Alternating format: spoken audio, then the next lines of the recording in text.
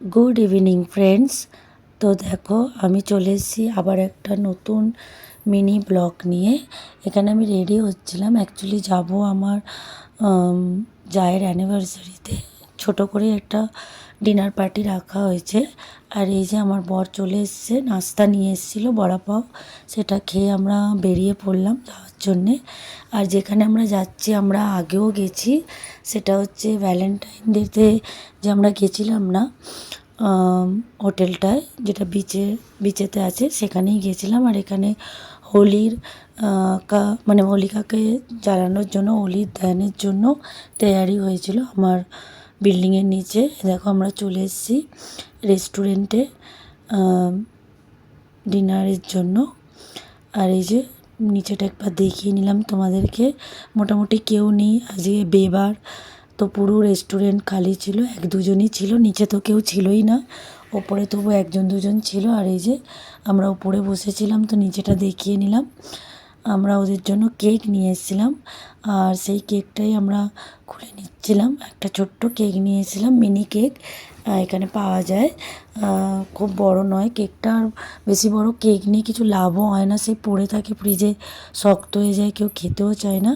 তাই ছোটোই কেক নিয়ে এসেছিলাম, কেন আমরা ফ্যামিলিতে এই কজনই আছি। আর এই দেখো কেক কাটা হচ্ছে, আমরা সব অ্যানিভার্সারি ওকে উইশ করলাম। আমি কিন্তু কোনো গিফট ওর জন্য নিয়ে যাইনি, পরে আমি বলেছি গিফট কিনে ওকে দিয়ে দেবো, এখনও কোনো গিফট আমরা ওর জন্য নিইনি।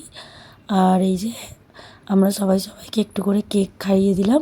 কেকটা কিন্তু খুব ভালো ছিল, স্ট্রবেরি ফ্লেভার ছিল।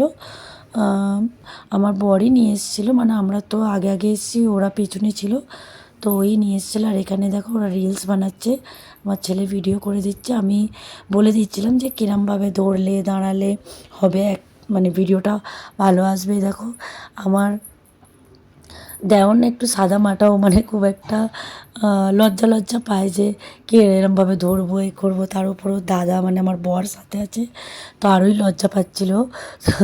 খুব হাসি হচ্ছিল যে ও কিছুই পোজ দিতে পারছিল না। আর এখানে আমার ছেলে পর্যন্ত লাস্টে দেখাচ্ছিল যে এরমভাবে করো কাকা। তারপর এই যে মোটামুটি আমরা স্টার্টার্স নিয়ে বসে পড়েছি। আর এই যে এইটা হচ্ছে সবচেয়ে বড় বিগ সারপ্রাইজ আমার জন্যে, যেটা আসতে চলেছে। সত্যি বলছি আমি জানতামই না এই সারপ্রাইজটার ব্যাপারে। হ্যাঁ দেখো খোলো তো।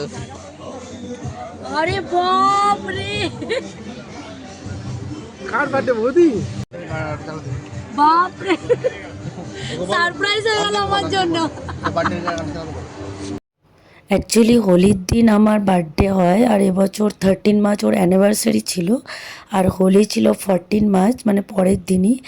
আমি হোলির দিন একটা কেক কাটি, আমার স্বামী নিয়ে আসে, কিন্তু সেটা যে এবারে রাত্রিরে কাটবো, মানে ওর অ্যানিভার্সারির দিন মোটামুটি 12টা বেজেই গেছিলো।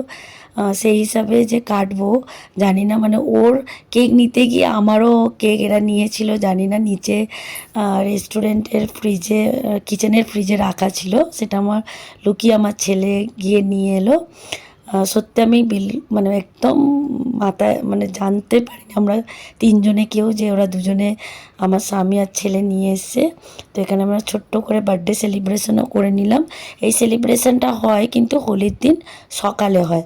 আর এই দেখো এখানে আমরা ডিনার নিয়ে নিয়েছিলাম, ডাল তড়কা, রুটি, ফ্রায়েড রাইস, যেটা আমার জায়ের খুব পছন্দের, চিলি চিকেন গ্রেভি, আর এই যে রুটি, মানে চাপাতি, ঘরোয়া চাপাতি হয় এরকম।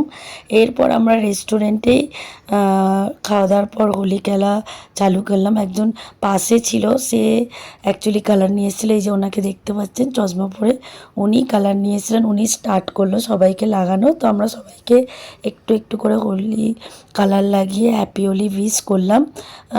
ভালোই লাগলো বেশ, সবাই মিলে অ্যাডভান্স একটু হোলি খেলে নিলাম। তারপরে আমরা বেরিয়ে পড়বো মোটামুটি ঘরের দিকে। দেখো বেরিয়ে পড়েছি, কারণ অনেকটা রাত হয়ে গেছে, অলরেডি 12:30 মানে হতে যাচ্ছে এরকম। তো এইভাবেই আমাদের আজকের দিনটা কাটলো। তোমাদের ভিডিওটা ভালো লাগলে লাইক করে দিও।